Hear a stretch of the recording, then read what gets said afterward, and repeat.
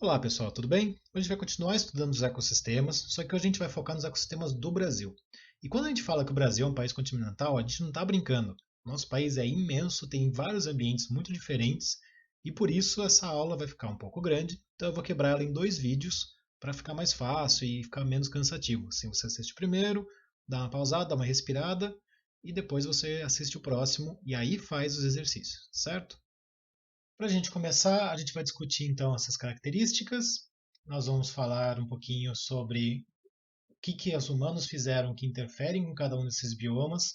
Nós vamos ter aulas específicas de poluição mais para frente, mas eu já quero linkar alguns impactos humanos direto com os biomas que a gente tem.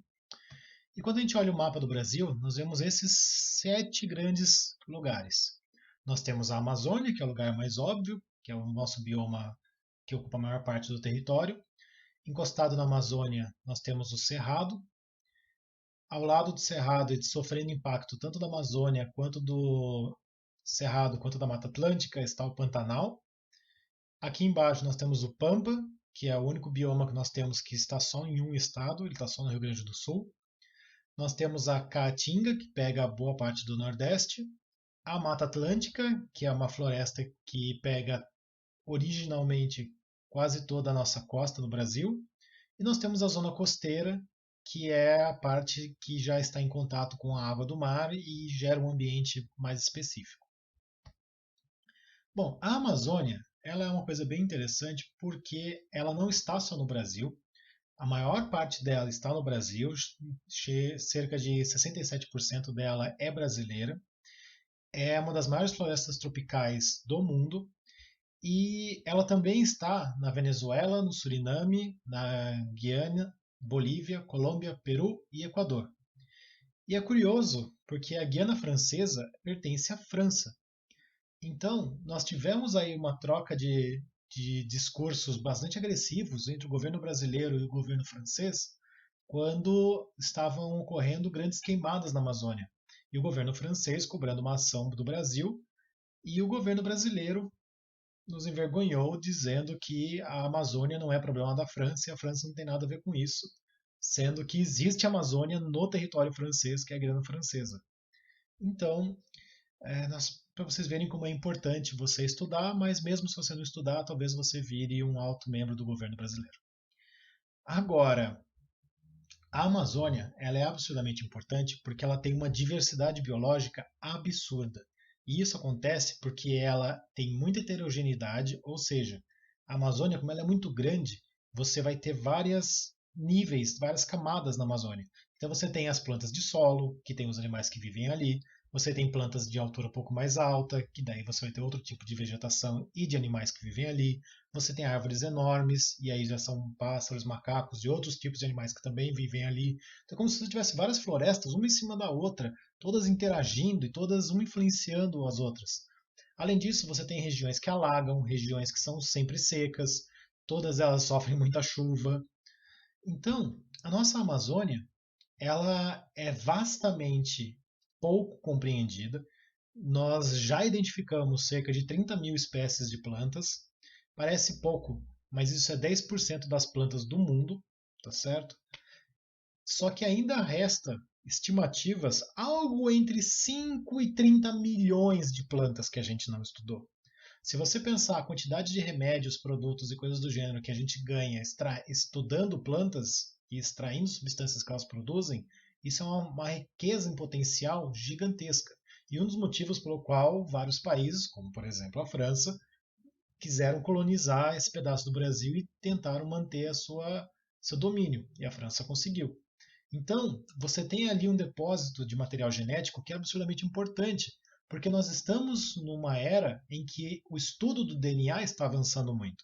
E nós estamos entendendo o DNA cada vez mais, e nós conseguimos pegar o DNA que seja proveitoso, um DNA que produz uma característica que a gente tem interesse em um lugar e colocar em outro. A gente vai ver isso com mais calma no segundo ano, mas a transferência de genes do DNA gera os transgênicos, que são um produto extremamente valioso para a economia. Agora, justamente por ser valiosa, algumas pessoas acham que a Amazônia, por ser tão grande, ela é rica. O solo dela é rico, então dá para fazer grandes plantações.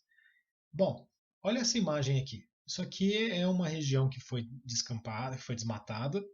Nesse caso, provavelmente para extração de madeira, que é ainda um comércio que é muito grande na Amazônia. E essa região ela vai ter muita dificuldade em se recuperar. Por quê? Porque o solo da Amazônia não é um solo rico. A quantidade enorme de chuvas constantemente lava esse solo. Então, como é que a Amazônia continua rica do jeito que ela é?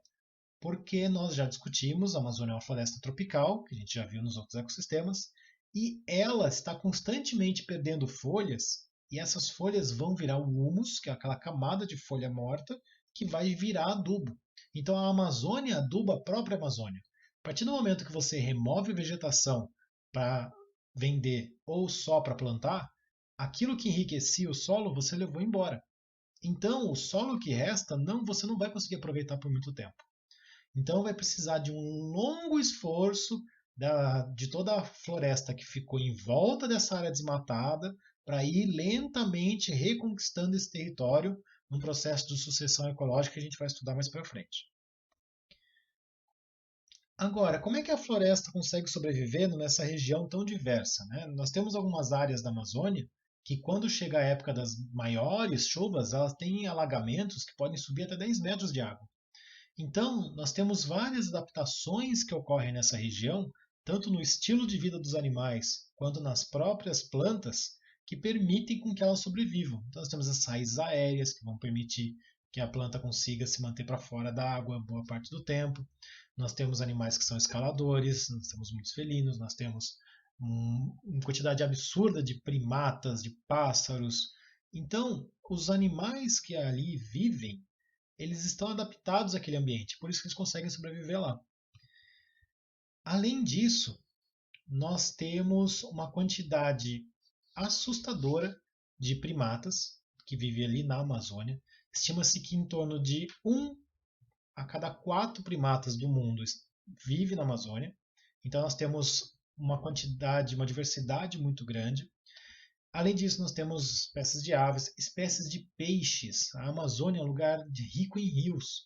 Então nós temos coisas de 2.500, 3.000 espécies diferentes. E aí vem uma coisa interessante. Se você estudar os rios da Europa, você vai encontrar 200. Essa biodiversidade, ela é uma riqueza muito grande e ela poderia ser explorada melhor. Veja aqui a quantidade de animais diferentes que eu consigo mostrar para vocês. E boa parte desses animais ainda não estão estudados, principalmente nos grupos de insetos, artrópodes e outros animais menores. Mas mesmo os grandes animais, os grandes vertebrados, nós não estudamos todos ainda. Agora, se a gente deixar a Amazônia e ir um pouquinho mais para o centro do Brasil, nós vamos chegar na região que é o Cerrado. O Cerrado, ele é um exemplo de savana, e se vocês lembram da aula de savana, era uma região que tinha poucas chuvas, muito calor e alguns períodos de seca bem marcados, que a vegetação tem adaptações para sobreviver. Então, o cerrado, ele é um ambiente extremamente único, porque ele constantemente pega fogo sozinho. As plantas e animais que ali vivem têm adaptações para isso. Então, as plantas têm os caules retorcidos, mais baixos, elas perdem as folhas na época da seca, então essas folhas secas que foram perdidas vão virar material para pegar fogo.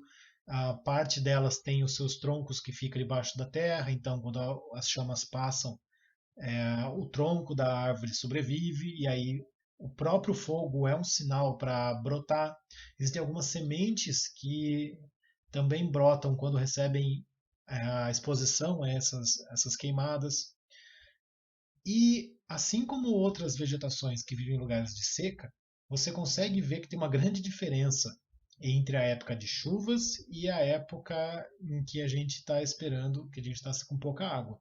Então, repare aqui como nós temos uma vegetação extremamente amarelada, daquelas folhas ressecadas, e na época de chuvas a volta a ser uma grande planície verde e bem mais rica do que no que a gente considera riqueza, né? É curioso que até pouco tempo atrás as pessoas olhavam para aquele solo todo amarelado e achavam que era uma região extremamente pobre. E hoje em dia a gente entende que aquelas plantas e aqueles animais eles não estão morrendo, eles estão adaptados àquele ambiente. Então não é porque aquela vegetação está toda amarelada que que as plantas estão mortas. Não, elas estão esperando a época apropriada para continuar vivendo. E como essa vegetação e essa fauna elas existem num lugar extremamente exótico, que tem grandes características que variam, nós temos um evento que a gente chama de endemismo. O que é ser endêmico? É você existir só naquele lugar. Então, dos 10 mil espécies de plantas que nós temos no Cerrado, quase metade delas só existe ali, porque são plantas extremamente específicas, com capacidade de sobreviver naquela região e em aquelas condições tão exóticas.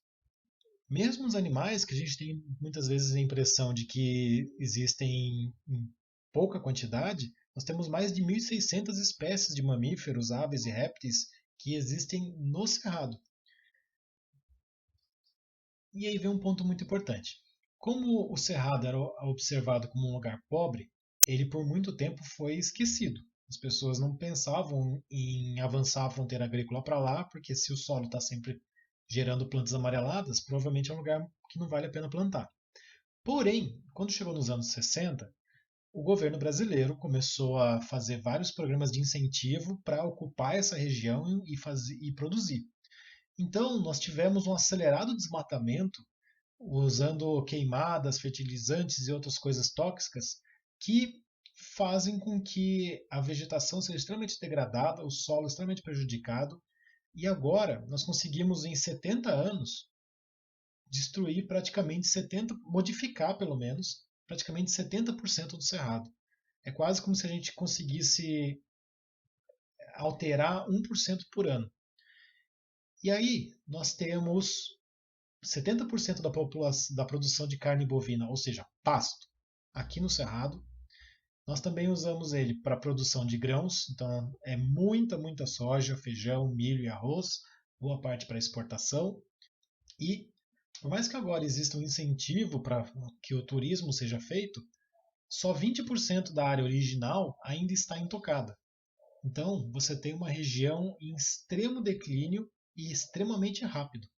Próximo ao Cerrado, nós temos o Pantanal. O Pantanal é uma região muito interessante porque ele é uma enorme planície com muitos rios.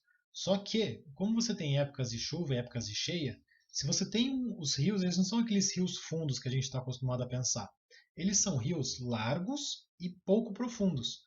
Na época da cheia, todos esses rios vão transbordar e vão levar a sua matéria orgânica para toda a planície. Isso faz com que a planície fique totalmente intransponível praticamente em algumas épocas do ano, mas quando as cheias acabam e o rio volta para o seu curso natural, ele deixa o material depositado e faz com que as planícies sejam extremamente ricas. Por isso que a gente considera o Pantanal uma das maiores áreas úmidas do mundo, porque ele ocupa vários estados, ele pega Mato Grosso do Sul, um pedacinho da Bolívia e do Paraguai. Ele tem uma interferência na bacia hidrográfica do Alto Paraguai e ele influencia o controle climático de toda a região ao redor dele. O Pantanal é outro ambiente que tem uma fauna muito específica da região, que está adaptada a sobreviver com esse fluxo dos rios e essa dinâmica de cheias. É uma região que você tem uma grande atração à pecuária pelo fato da área ser extremamente plana e ser muito verde por causa da grande quantidade de matéria orgânica e gramíneas que ocupam a região. Só que, assim como o Cerrado, ela também tem sido cada vez mais afetada. Apesar de nós termos muitos grupos que defendem a exploração de turismo no Pantanal, nós temos a poluição desses sistemas aquáticos pelo uso de agrotóxicos e coisas do gênero nas plantações das áreas, mesmo que sejam das áreas que nunca são alagadas. Você tem o desmatamento para produzir monocultura, já que é um terreno fértil, e a monocultura é extremamente danosa para o solo. Nós também usamos queimadas e desmatamento, porque existe uma vegetação na área.